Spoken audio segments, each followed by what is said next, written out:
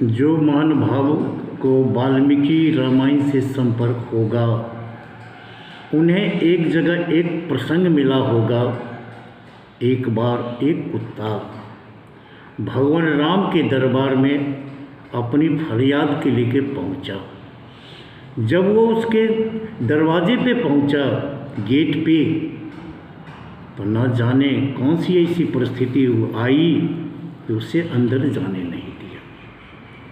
नमस्कार, मैं कार्य गुरु जी। आज मैं उन्हीं बातों की समीक्षा करूंगा। वो कौन सी बात, जब राम के दरबार में सबों के साथ न्याय होता था, तो कुत्ता उस दरबार के अंदर क्यों नहीं जा सका। ऐसे प्रसंग थी उस समय। राम हर दिन अपना दरबार लगाते थे। उस दरबार में सारे फरियादी आके अपनी फरियाद रखते थे। जब वो दरबार का अंत होता था तो लक्ष्मण बाहर आके देखते थे कि कौन ऐसा फरियादी भी है जो छूट गया हो। उस दिन की बारी भी आई। जब सारे फरियादी चले गए थे तो भगवान राम ने लक्ष्मण से कहा, अब तो हम लोग अंतिम मुकाम पे पहुंच चुके हैं, एक बार बाहर जाके देखो, कोई ऐसा फरियादी बाहर तो बैठा हुआ नहीं है। तो जो लक्ष्मण जब बाहर आए, एक कुत्ता दर्द से कराह रहा था, लेकिन उसकी हिम्मत नहीं हो रही थी कि वो अंदर जा सके। जब लक्ष्मण ने पूछा कि तुम्हें क्या फरियाद है, तो चलो भगवान से जाके अपनी फरियाद करो। तो कुत्ता ने कहा, उस परमात्मा की दया है कि मुझे सबसे नीच कुल में पैदा किया। मैं ही एकमात्र ऐसा जानवर हूँ जो कुछ जगहों में जाना मेरे लिए वंचित है। कहीं भोजन गृह में नहीं जा सकता, किसी मंदिर में नहीं जा सकता, किसी जग में नहीं जा सकता, कोई शादी विवाह के अनुष्ठान में मैं नहीं जा सकता, और कोई किसी राज दरबार में मैं नहीं जा सकता।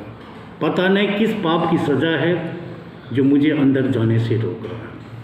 तो जाके वो लक्ष्मण ने भगवान राम से कहा कि एक कुत्ता जो आया है वो अपनी फरियाद लेके आया।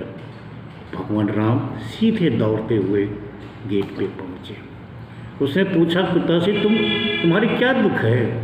तो क्या भगवान, आप तो सर्वज्ञ हैं, आप तो सब कुछ जानते हैं। मैं एक बुद्धिहीन विवेकहीन प्राणी हूँ, मैं कोई काम नहीं कर सकता, और मुझे इस लायक नहीं बना कि मैं भीख भी नहीं मांग सकता।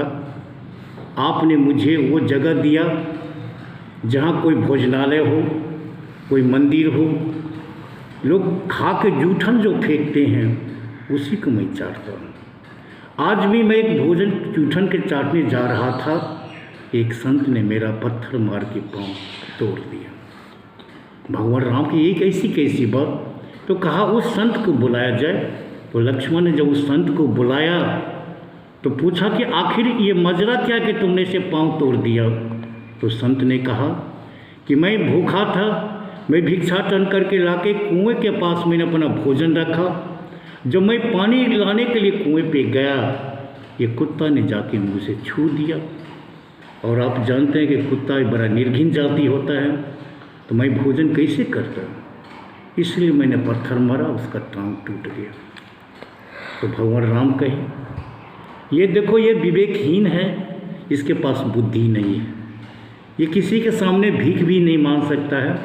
और जैसा ये जूठन पट्टन चाटने के लिए जा रहा था, भूखा है, जिस तरह से तुम्हें भूख सता रही है ऐसे ऐसे भूख सताया।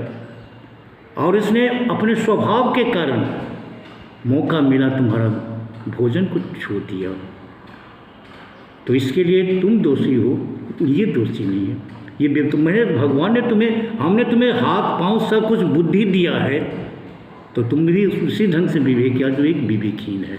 अब तुम्हें एक सजा मिलेगी।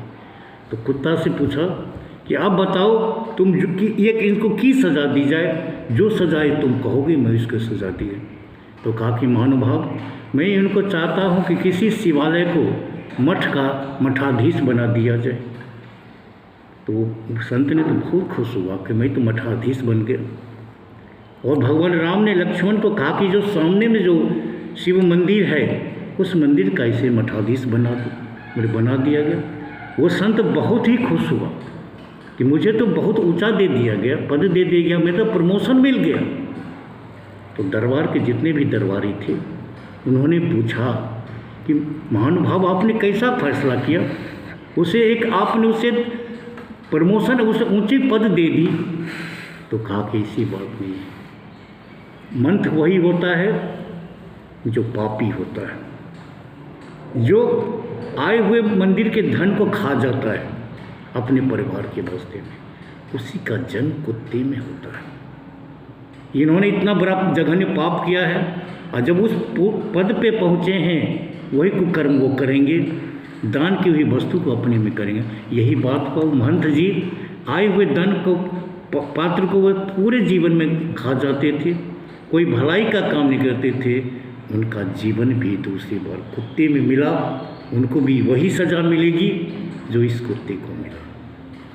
तो इस तरह से आप देखते हैं कि हर एक इंसान का अपने कर्मों का फल मिलता है। ये भगवान राम की है, यही बात थी कि कुत्ते को ऐसी सज़ा मिली। नमस्कार।